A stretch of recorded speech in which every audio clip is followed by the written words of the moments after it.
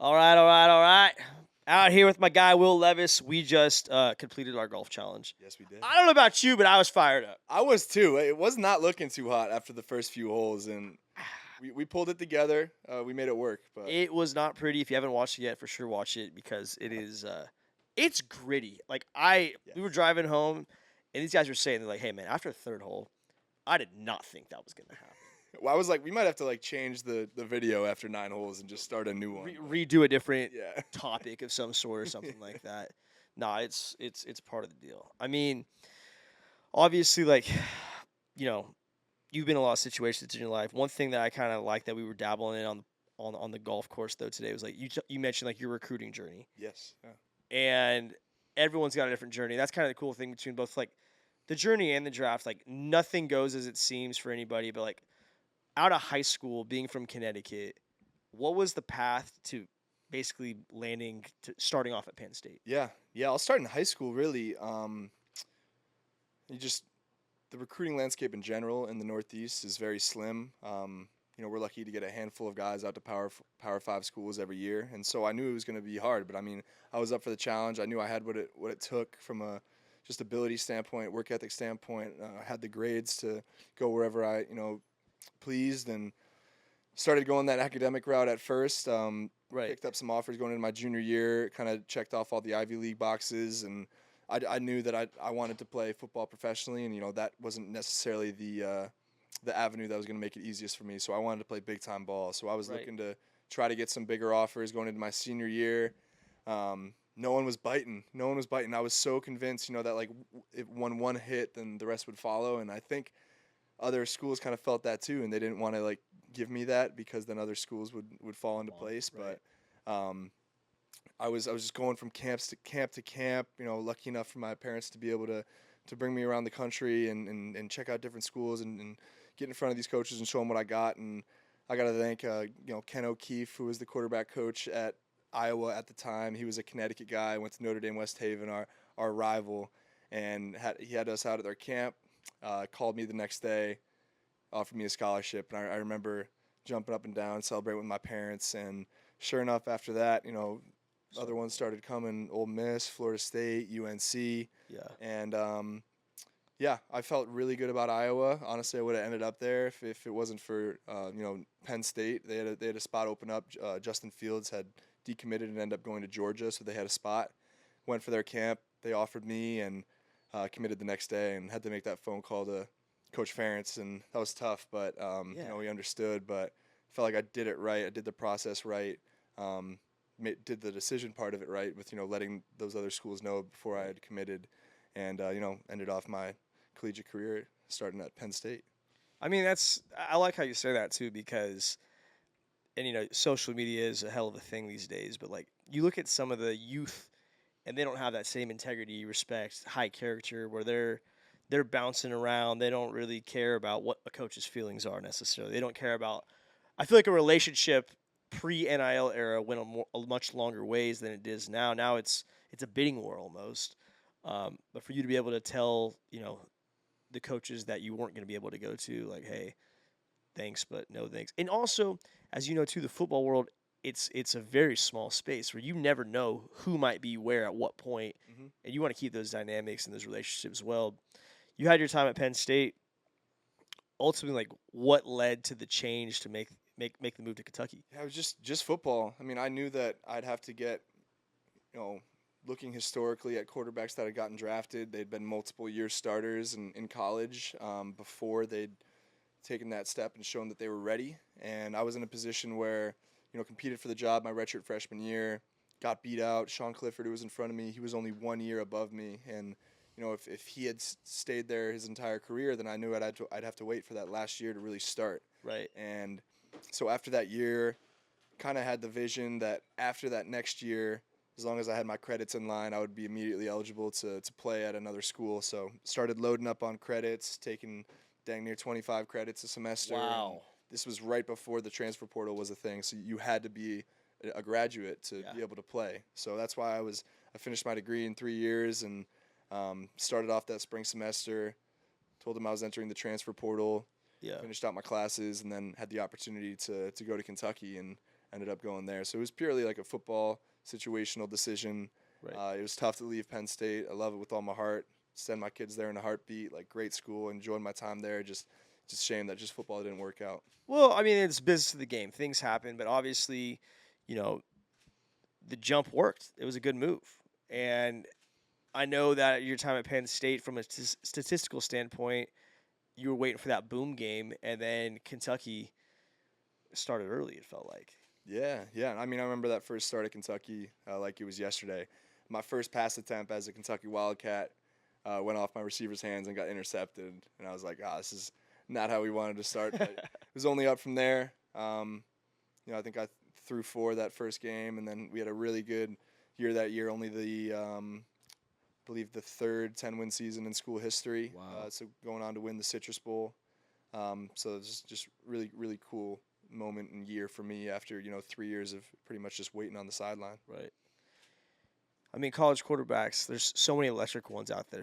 Who's your top 5 all time? Top 5 college quarterbacks of all time. Oof, that's a good question. I'm gonna go Cam Newton, Tim Tebow, Johnny Manziel, Have to. Joe Burrow, and dude, I might put Marcus Mariota up there. That's a strong list. Yeah, that's my That's 5. a strong list. I've asked some questions like that floated in the past about like top 5 wideouts in the league and things like that. That's hard to argue with. I don't even know who you'd throw in there. Vince Young. I was gonna say he was even a little too old for me. Like I feel like I got to watch all of those guys growing up and like consciously know like what was going on with the landscape of college football. Yeah. So I'm definitely forgetting guys from like the 80s, 90s, early 2000s that I wasn't really able to watch. But Vince Young for sure is up there. Well, guys, even and like it's funny to see where all these guys come out of, and obviously there's powerhouses in Cali and in Texas and in Florida, but coming from a place like Connecticut, like what would you say are the top 5 states that produce players? Ooh. Texas, Florida. I'm gonna go sleeper. Pennsylvania. They got the most Hall of Famers. Couple guys. Most Hall of Famers from any state. Yeah. I'll go Cali just from a pure just. You're out here. A couple athletes. For sure. A couple golfers. Yeah. Oh yeah. And then. Georgia, probably. Georgia. Yeah, Georgia, Florida, Texas, Pennsylvania, Cali. That's strong. What am I missing? You're not missing anything.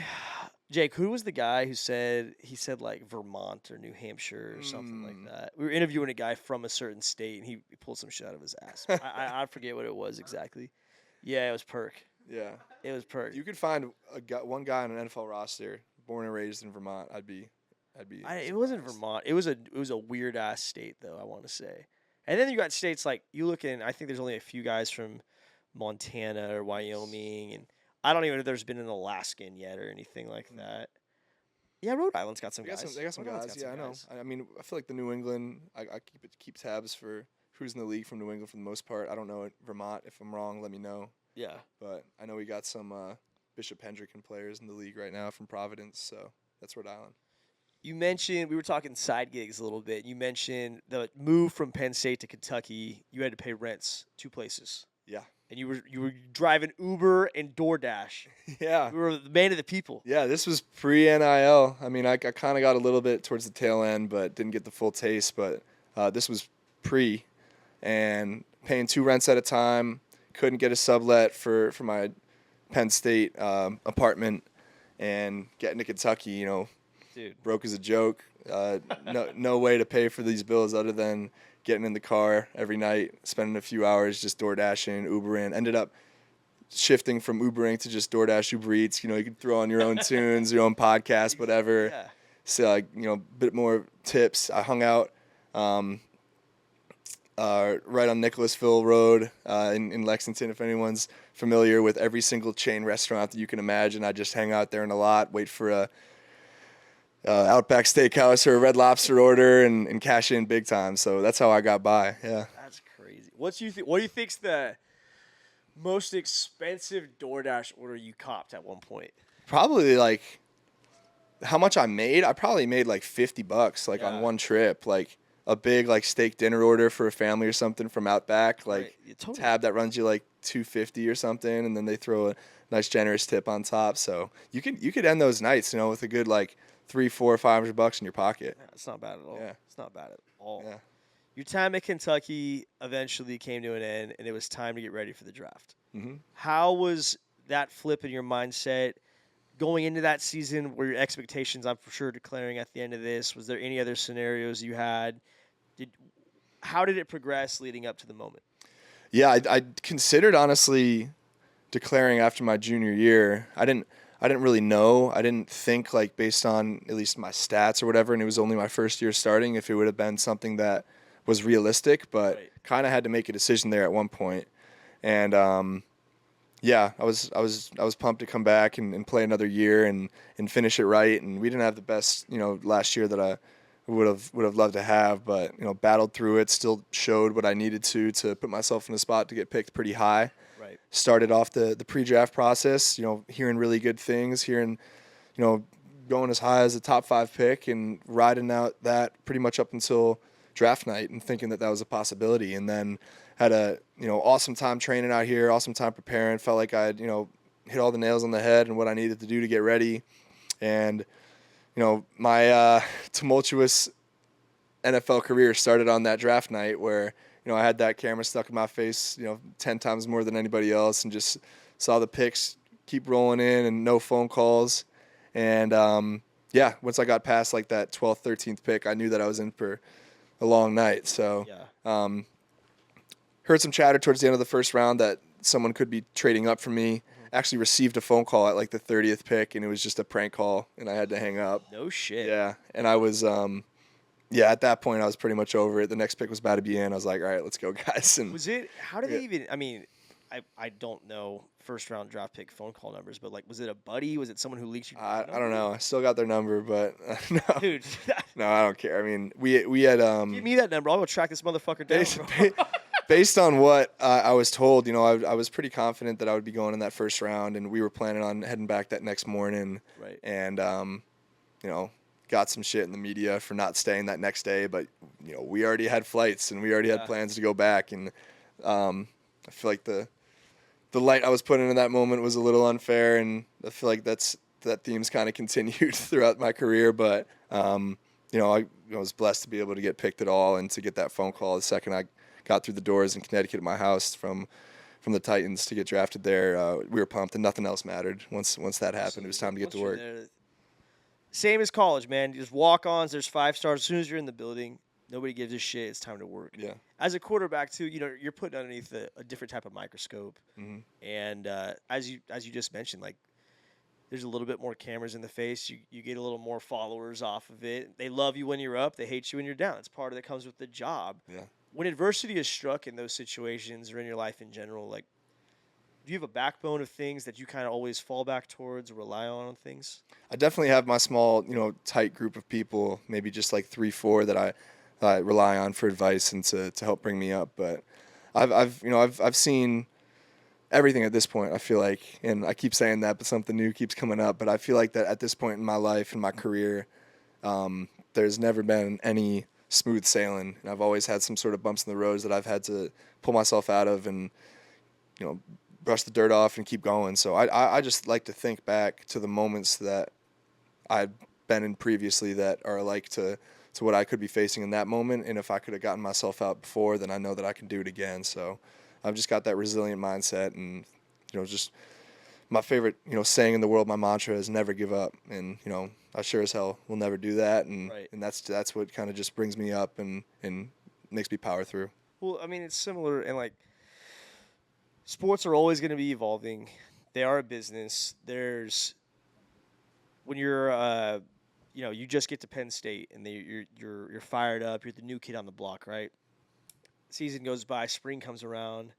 Not even spring, fall camp comes around, and you're hosting recruits for a guy who they want you to get to come here, and they're coming to compete with you at the next time. And it's like, it doesn't quite make sense. Even as being in a receiver room, it's like, my best friends are the guys who I competed with for playing time in our careers. And, you're with them, and unless you've been in the locker room and you've been part of, like we mentioned, fall camps earlier and stuff, like it's kind of a weird, really unique dynamic. Like they're not your enemies by any means at all. They're Mhm. guys you're with 10 hours a day. You're trying to, I say iron sharpens iron all the time. You're trying to learn from them. They're trying to learn from you. Hey, how can we accomplish this job to the highest standard as possible? Um, you know, throughout this process, but at the same time, like the hungry dog runs faster, yes, but there's only a limited amount of guys that can be on the field at one time. Mhm. Going through that process and then understanding as you came in to the Titans, you had to compete for a job. You weren't just thrown in there day one necessarily. Like, talk about when you first got your first green light as a Titan. Yeah, I remember it, very well. We were coming back from our London game. Tim Ryan had gotten hurt. He hurt his ankle, and Malik went in and finished that game. And we had a bye week to kind of mull things over. And coaching staff, after a few days, brought me in and just told me that I was going to get that green light for the following game against Atlanta. And I was pumped. I knew everything that I'd been doing from that point on had gotten me ready for that moment. Right. I just went in, put my head down, didn't care about when the opportunity was going to come. Just knew that when it did, I was going to be ready. And so much credit to Ryan and Malik and everyone else in the room that were able to just help me and guide me through the process. And just I took things from their preparation routines that helped me for when it was my turn, and Right. hit the ground running. Had a great first game and saw things clearly. Ended up getting the win, tied the record for most touchdowns Let them in a fucking rookie know, Will. Let them debut. fucking know, baby. So yeah, and then to finish out that year, get a couple great wins, and have that confidence going into the next year. Obviously, we didn't have the season that we wanted to, but all the tough things that happened to me this year, I feel like prepared me and gave me just as much confidence going forward as the positive things did. So Right. very grateful for it all. I mean, let's not just blow past that first game where you're scoring tutties like nobody's business. Yeah. How fired up were you in the locker room after that? I was juiced. Have to I was juiced. That yeah. is bring the juice right there. No, my favorite memory in my entire career is just holding my whole family in my arms, stepping up into the crowd and just hugging them, and just letting all those emotions just rush over all of us after a long couple years. And it was just really cool to feel that love and the genuine love from the people that I care about the most, to then carry that into the locker room and feel the love from my teammates and everything was really cool. Oh, that tight circles. I mean, it's fun in all the locker room, but like we mentioned, when you got a family who has been around sports and has supported you, they've gone to your games since you were younger in other sports, and they've seen your highest highs and your lowest lows, and they love you just as no matter what happens. Mm-hmm. That hug from your dad post game, I think, is undefeated, man. Like Yeah. I've Yeah. told people that my dad's not a super affectionate person. Uh, in the best way possible. I don't mean that as a shade at my father by any means. But when you've been grinding, and he's a ball player, so like when you've been grinding and post game, whether you get the dub or you get the loss, that little hug of like, hey, I know you've been working your ass off. Keep your chin up, kid. Yeah. It's just Yeah. like, thanks, Dad. Appreciate that one right now. Heck Appreciate yeah. that one right now. Bring the Juice's newest partner is Profit X. Check out their app. Use code BTJ when you're playing. It is a peer-to-peer sports exchange that allows players to back their favorite team's money line or spread and earn real money. Set your own odds and get matched by other players. 100% legal in 39 states, including right here in California. Use code BTJ, Profit X. They're greedy, we're greedy. Fade Frankie D or hop on the train of success. I don't know if we're going to be hot or not this week. Bring the juice, get your piss hot. Profit X. Yeah. So with all these different situations that have happened in your career, what do you think has helped you grow the most? Where's your biggest growth point so far? I'd say all the hardships that I've gone through. I think Accumulated. everything that has knocked me down and everything that I've gotten back up from has helped form my mindset into what it is today, and to just allow me to propel myself forwards. And I'm in a really tough position right now with what's going on with the draft and what could happen. And I've just been spending my time out here just laser focused, being selfish with my work, and how can I come back the best person and best player that I can be for my team, regardless of what my situation is. So it's gonna be tough. It could be something that is it's really hard for anyone to deal with, regardless of your situation or how mentally tough that you think you are. And I'm just gonna embrace it every step of the way and just take it one day at a time, because I know that everything I've done up to this point has got me ready for it, and I've only gotten better. All you can do is control the controllable in those situations, man. Yeah. Who's a teammate in your career that's really helped you elevate to become a pro, you think? Ooh, I'd say Ryan Tannehill first and foremost. The guy who was a starter last year for us, and heck of a quarterback, one of the best quarterbacks that organization's ever seen, and has taken them to heights that they hadn't seen in a long time, and just a true pro's pro, and a guy that came to work every day and had his routine dialed in and never strayed from it, regardless of what his position was with the team or situation. And then I'd say Harold Landry. So the Patriots just picked him up, but he's the same thing, just an absolute just vet in terms of how he handled himself, how he took care of his body, his routine, just so dialed in. Seeing him work in the off season, just as hard in February as he was in July for training camp. Like he's doing everything he can to just make sure that he's continuing to improve as his career goes on. So two just awesome dudes that I tip my cap at, and hopefully I can one day get to the level of playing as long as they have and keeping it going. Do you have a welcome to the league moment? Ooh, welcome to the league moment. I mean, probably just that first game and getting that win, and that was just so surreal. But in terms of just like realizing how insane some of these players are, I remember going down to Tampa and just a hot, muggy day, and we weren't playing our best, and we were driving down in the red zone, and we're trying to put a ball in the end zone, and I'm ready to throw, and I just get yanked down from behind. I'm like, dang, some dude must have just gotten a real good hold of me and just pulled me to the ground. I look up, and the replay is Vita Vea reaching over our tackle and literally sacking me with like one finger, like from behind. And like, I'm not a small dude. Vita Vea is a different cat. Exactly. The only dudes that you'll see in the league, and it's just, Yeah. that's stuff that you never even have to think about in college. That he's just an animal, and someone you really got a game plan for. And those game records are on every team, and everyone gets paid the same across the board in terms of salary cap and all that. So we always say, like, these guys get paid too, just like you say in college. Like, these guys are on scholarship too. Exactly. And yeah, you definitely have those just freaks of nature that are a couple echelons above everybody else that you got to worry about. Yeah. When did and I know we brought up the Mayo thing over time, but like, when did the contract of, because you're signed with Hellman's right now, right? Yes. Yeah. Getting that first email, DM, phone call, were you like, who the hell? What? Yeah. Female body inspector. But then on second glance, no, I mean, it was all credit to my agent for getting that set up, and I think it was a tough part of my process with having to deal with, and like how I wanted to frame that whole situation, because it started really as just a silly joke. I was pretty active on social media, and another thing I mentioned, like pre-NIL, NIL became a thing. We weren't getting handed $1 million. It was more so just like, hey, now you guys can make money, go get it. And my easiest avenue for that I thought was social media, and how I could make money on TikTok, Instagram, whatever, just with promoting brands and creating content to allow companies to be willing and excited to work with me.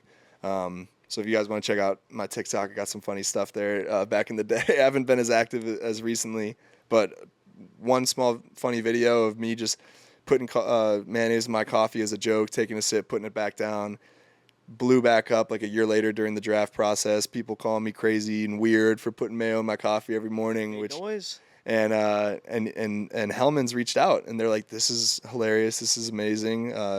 If you really do, love mayo and see this as a partnership that makes sense, we'd love to work with you." And so that started off as a 1-year deal. We did some awesome campaigns, got extended, and it's been a heck of a time, like working with them and doing the couple campaigns that we've done. Just having a lot of fun with it and leaning into it. And it's definitely, whether I like it or not, I mean, I love it at this point, but it's a part of my brand and who I am. So it's sick. I think it's awesome. I mean, and listen, everyone's got a brand of some sort. Some people, there's a big spectrum. mayonnaise, dude, you can't go wrong with mayo. We talked about it on the course Can't today, go man. wrong You with can't mayo. go wrong with mayo. Out of the coffee, I don't know. No, I don't I know. wouldn't recommend it. I would say it's not terrible, What's the but craziest 3 things you've put mayo on, you think? that's probably the only thing of note, I'd say. It's crazy. Yeah, The coffee. yeah. Have you gone to a coffee shop and ordered it? Just as like No, but I've gone to a coffee shop and they've like asked and joked about it, Yeah. and I'm like, yeah, no, I'll just take my almond milk. But no, I mean, can't think of anything too crazy I've put mayo on, but pretty Well, they do a hell of a job on their marketing team making yes, you look like pure. Like I watched when I saw the cologne, so good. I thought it was a Zoolander 3 movie. Yes, that's exactly what we were going for. I hit the blue steel on You him. hit the blue steel. Actually, it's magma. But I was like, holy shit, man. I actually before this pod last night, I was trying to see if I could Amazon it overnight fast enough for this, but I wanted to smell it because people bought it. It's good. It's You it's use like it? I do. It's in my rotation. Yeah. No, like It's in your rotation. oh yeah. Well, you got your own. Oh You yeah. have to. No, it definitely it like when they told me about it, I was like, is this like real? Are we making an actual They cologne? said like, hey, Will, we want to do a campaign. We're gonna do a push here. I thought it might have just been like a fake like cologne commercial, but no, they went all out. Like They did it. I got to taste it or not taste it, smell it It's and probably test edible. it. No, probably not. And gave them the okay. Said this is great, and Yeah. they did a limited drop, and it sold out and like that, and Yeah. did another one. But yeah, it's tough to get your hands on. I don't know if Amazon. It's on eBay. It's on definitely eBay not for on Amazon. $37. Yeah, that's like 5x markup. So that's That's crazy. So wait, was there like a come smell this like testing period? We had to decide between a few. Then they just mailed me a couple samples, and I just decided which one I liked the best. So yeah. I mean, dude, you're fucking. You got your own cologne, man. Yeah. That's Yeah. baller as shit. You're Yeah. like Ralph Lauren. Yeah. Call me Ralph. You call me Ralph. What else did? Oh, Mac Hereford told me a couple things today. Oh, what did he tell you? He said the bananas. Yeah. That was another little kind of funny video. Something. I saw something like it got like 1 million likes or someone of just someone like taking a bite out of like the brown spot of the banana. Like everyone The inside of the banana. people like Avoid love it. talking about how gross the brown spot of the banana is, but like it's just banana, Yeah. And so I look over and there's some ripe bananas that they're gonna make for banana bread, and I just grabbed one and recorded myself just housing it, peel and all, Yeah. and yeah, so that stirred some emotions as well. I mean, I could gut anything. I feel like. Yeah, I, yeah. we used to do that with like lemon wedges. Yeah. My dad said it was an Italian tradition where you get the whole lemon wedge, eat the whole thing, and people think I'm psycho. Then, I did it in front of my wife like early on when we were dating. She did it too, and I was like, fuck, man, like My what? my pussy. But it's I mean, obviously that's not a regular thing for you. I told you the mint chip ice cream and peanut butter thing, man. I'm telling you, next time you go to a little Baskin Robbins or Cold Stone, get the mint, throw a little peanut butter in it. That It- sounds it's incredible. It's the texture. That sounds The incredible. ratio. It's like I'm a big too like like what's a good example? Like I love a nice when it's cold outside, I love a nice grilled cheese with tomato soup. Mhm. There's just certain weathers and textures that they correspond well on a graph, Yeah. I feel like. Yeah, I don't know. I want to take a shot at my buddy Alex Bachman, who you just had on. We went out to Oh yeah. watch like the Sweet 16 games at like this brewery, like great sandwiches, burgers, and all that. This dude gets a grilled cheese. Really? Like come on, dude. Like you're in Cali. It's like 70 degrees out. You get grilled cheese and tomato soup. Like, come on. You can't be ordering that at a, No, at a that's like restaurant. That's a that's like- home that's a- cooked that's meal a, that that's you a make for Denver, yourself. Colorado, Tuesday night. It just snowed 4 inches. Yes. That's what that is Yes. right there. Wild order. I mean, the fact that I can even remember it happened. Like, Yeah, no, you took note. You yes. took note and said, "Is this guy for real right Yeah. now? Is this guy for real right now?" I was thinking we had a wild interview. I'm not going to name the guy in Super Bowl Radio Row though. I asked him about he was on the Browns and he had some crazy. I asked about their whiteout jerseys for the Browns, but Titans got top 3 jerseys across the board in the league. Mm. Has to be. I mean, I love the throwbacks. It's a shame we're not wearing Okay. them this year. I just saw that we're not. They What? actually just changed the rule like 2 days after we made the announcement that you're allowed to wear them up to 4 games. So And when I you don't. say throwbacks, you're saying Oilers? Yes, yeah, like the. I mean, dude, what other color than baby blue is steezier? Like your whole life, like So you love the UNC blue. Like you want to play for them just for the colors alone. And I waited my whole life to be able to be able to wear that shade of blue, and yeah. I'm glad that I have been able to. And yeah, we're going for now. Our home uniforms instead of the navy is like the Titan The blue navy. color, Yeah, yeah. which is cool. So looking forward to rocking that. And we definitely got some good alternates too. I feel like we could mix it up a little more, but I like our all whites. And our home uniforms will be sweet this year too. Why is there such a debate between the Titans and the Texans on who gets to rock the Oilers? Well, And also, so what's the right answer? it's the Titans. We own. I mean, we own or the former Oilers franchise. Right. Like Bud Adams moved from Houston to Tennessee. They played in Memphis actually first, if you didn't know, before Nashville in like 97, 98, I think. And I think the story goes like he wanted to stay in Houston and they wouldn't build a new stadium for him. So he's like, all right, I'm picking up and moving to Tennessee. And then Right. 2 years later, they announced the expansion team, the Houston Texans. They build him a new stadium. And so that's kind of how the rivalry started. So you could say like that there are definitely some Houston fans that stayed in Houston and were just going to cheer for whatever the Houston team was. But I feel like if you're a true fan and you're there from the jump and you're following the team and the ownership and everything from top down, Yeah. and then there's probably a decent amount of Houston fans that then started rooting for the Texans down there. I mean, in Tennessee. So I'd say it definitely sticks with the Titans and just the ownership that we were once actually the Houston Oilers. That's fair. That's fair. I mean, it's always a debate. Like I feel like whenever you guys wear the throwbacks, everyone it's always chirping on socials and all that stuff. Yeah. Um, I don't know why. I just got a little burst of that eagle you had today. Mm. Check the YouTube out. But what's your biggest strength in golf? It used to be probably my worst. Like I used to be, I switched. Like I used to be pretty automatic off the tee, and it's been tough figuring out the drive for me as of the last few weeks at least. But I could not hit a wedge for my life. Like I could not hit anything from like 50 to like 120. I just had to pray that I could skull it and skid it up there. But I've finally figured out how to like get my wedges up in the air and I had some decent approach shots today. A couple that weren't all that great, but I Got the job done. feel confident from that like 110 in now. Whereas good. before I would have much rather been at like 130 to hit my pitching wedge. Who do you think? Okay, this is a loaded question. What position group produces the best golfers outside of quarterback or specialists? Yeah. I'm not going to throw specialists in there. I'm not going to give them that credit. Yeah, I mean, I would say specialists. I think that across the board, you see a lot of like punters and kickers who are pretty good, and definitely because they get some more practice time. But other than quarterbacks, I don't know, dude. In my experience, maybe just because I've played with more of them, but there are some decent O-line golfers out Say the there. big boys. The big boys can smack it, and then Little touch. they got some touch to them too. Like they're used to with that. I like how you did. They They got got some finesse, touch to yeah. them.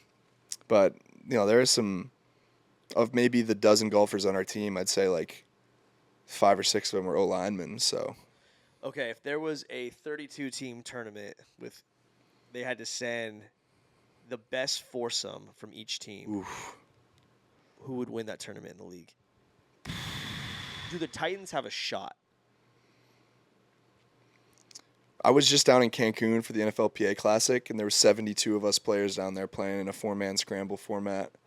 And I'm trying to think of like who the best golfers were. Like Thielen, Harrison Smith, Case Keenum were all on the same team. But JJ was on that team too, and I guess he played really well. So maybe I'd go with Minnesota. Maybe I'd go with Minnesota just with the Harrison and JJ like Fair. being on that. They didn't end up winning, but I bet they got some other good golfers over there too. Well, that's like the typical. you're as strong as your weakest link. I feel like Mm-hmm. because there's probably a couple teams out there with one lights out dude, Yeah. but it's like, do you have a good 3-4? I'm a third guy, 3-4 guy on a scramble. Yeah. Where if I look around and I'm like, if I'm the worst player in our scramble, I'm feeling pretty good about things. Yeah. I'm not lights out, but you saw it. I told you 2 to 5, 2 out of 5 to 3 out of 5. I'm gonna do my job, do my Yeah. 1/11th. I'm Yeah. a big team orientated person. I'll putt first. Frankie, go for it. Whatever you need, I'm down. But I think whoever's the weakest link is definitely, you know, I'd say also maybe like like Arizona. I mean, they got no excuse other than to be able to play all year over there, you know. So absolutely. some good golf over there. I feel like the Bills have a shot because I feel like their tight ends golf a lot. Josh golfs. I'm sure they got one dude. Now, if you had to make it 2 on offense, 2 on defense, that might spice things up a little bit. Mm-hmm. That might spice things up a lot, actually. Mm-hmm. And then the Masters are coming up this week. Heck yeah. Who you got winning it?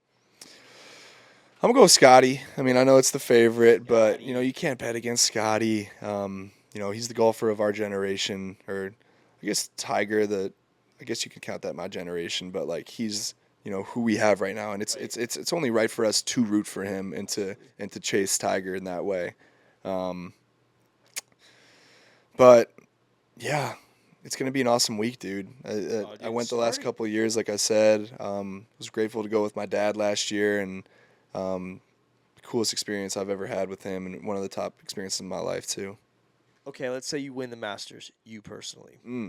What is your dinner for the following year? It needs to be an app, a first course, which is like a salad, soup, things of that nature, a main, Okay. and a dessert. All right. App. I know it's not a traditional app, but I'm gonna go pizza, and I'm gonna go New Haven style pizza, where I'm from. The best pizza in the world, so definitely gonna have a cheese pizza. Can't go wrong with the cheese, the mozzarella. And what they're known for, they actually got voted multiple times the best pizza in the country. It's for their white clam pizza. Ooh. So it's a white pizza, with like basil, oregano, garlic, and baked clam on top. And I don't love clam, so I'll usually do shrimp instead of the clam. Oh, wow. Throw some bacon on there, and then you get a little fresh mozzarella on there. Oh, it's so good. And then probably like my favorite pizza topping combo other than that would be sausage and cherry pepper. So like Cherry a cheese pizza. Pretty specific then. Yes, it's my favorite kind of pepper on a pizza for sure. A little bit of sweet, a little bit of spicy. Oh, so that's your app. Yep. Pizza spread for the app. First For a course. soup salad, I'm gonna go a New England clam chowder bread bowl. OG, love that. Yep. Also kind of sticking to my roots there. Going to my grandparents' spot in Cape Cod, like digging for clams and making homemade clam chowder. We're lucky enough to get a bread bowl from the bakery down the street or something. That's just a delicacy. And then for a main, I'd probably go. I gotta go steak. I gotta go just a nice medium rare ribeye. Gotta get some good sides in there. Maybe like a lobster mac and cheese, maybe, and a nice loaded baked potato or like mashed potato, something along those lines. And then dessert, I'm gonna keep it simple. I think that the best way to do dessert is a warm baked good with some vanilla ice cream. So probably like some sort of lava cake with Slutty brownies. Yeah, so we talked about the slutty brownies my sister makes. She's been living at the house. She's an amazing baker. You get the brownie with the chocolate chip cookie and then an Oreo on top. So good. I might go with that, man. I'll go with my sister's slutty brownies. That is different with a scoop of vanilla ice cream. Nothing better. Do you think you could win the Masters if you started on the greens? No. Let me get you some math here. I don't have it written down. I did this like last week. I think the course record is like a 62 at Augusta. Yeah. Or maybe it's a 63. So you'd have to shoot a 62.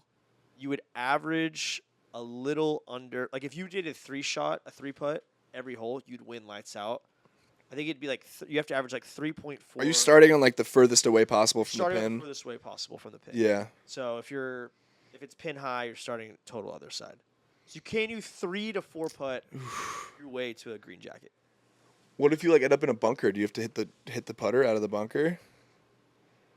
You're saying you do such a crappy putt that like you On Augusta's greens, that could very well happen. Yeah, I'm gonna. Dude, I don't if you're think so. starting on the greens, No, I don't want to even put myself through that. Like that's maybe if you gave me like a few days to like play the greens and try to figure it out. Um, Yeah, but yeah, I don't know. Maybe a caddy would be able to help me, but yeah, I'm gonna say no, dude. I caught myself watching a crazy video on Augustus Greens the other day, and just like how minuscule the actual like landing spots are before the ball is able to just roll off and it's for it to crazy. be impossible. So yeah, I'm gonna keep it to the professionals on that one. They're so good. Yeah. It's funny how like growing up, and I know we're both relatively new to golf. Like growing up, I would skip the golf channel constantly. Oh yeah. Now a nice little Saturday morning, like this time of year, Mm, turn that puppy on. yeah. The voices of golf too are just so lights out, You know, I so can't. pure. So I'm leaving Saturday night. I was deciding my sister's visiting. She's taking the red eye out Saturday night, and I was like, you know what? The red eye out Saturday. Get in Nashville Sunday morning. Maybe a quick hour or two nap. Wake up at 8 o'clock, whatever, just in time for Jim Nance to just lull me into Masters Sunday. That just sounds like a great end to the weekend Right? there. Yeah, Iconic with it. yeah. Iconic with it.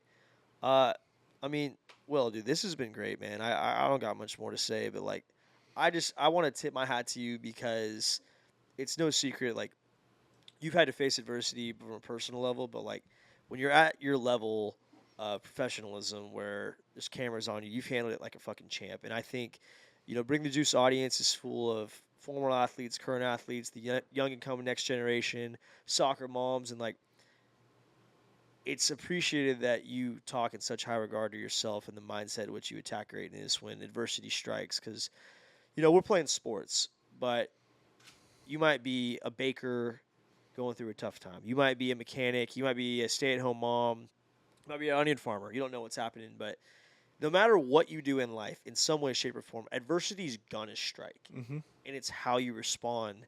And again, I tip my hat for the way you handle yourself and go about yourself as a professional. And I know you've been locked in as hell this offseason, and I hope that you just fucking kick everyone's ass this year, man. I really do. So Thank you, dog. I appreciate you. I think we got to break 66 next time. Yeah. I'm gonna get you out to Fresno for one of the golf tournaments this Yep. year. I swear to God, will. Nothing. Not going through Dallas. We're not going through Oh Dallas. gosh, don't bring me Not going back to through that Dallas. story. Jeez. But nah, man. Like I said, it's appreciative of your time, and I hope you fine tune the golf skills and tune up the quarterback skills even harder because I know you're working at it. But Thank you, dog. appreciate you. Appreciate the hospitality. You good? Anything else? Yeah, no, I'm good. Thank you so much for having me on, and always good talking to you and Yeah. talking life, talking ball, talking everything. So baby. glad I could finally get on the pod. Get you out to the onion farm. Heck yeah. Get your piss hot, baby. Stay fired up. Follow Will. Buy some mayonnaise. Okay. Buy some mayo. Throw it in your coffee if you're feeling crazy. Put some peanut butter on some mid chip ice cream. I don't know. Buy some hats. Subscribe. Unsubscribe. Resubscribe. Buy some merch. Get your piss hot. Go Titans. And we'll see you next week.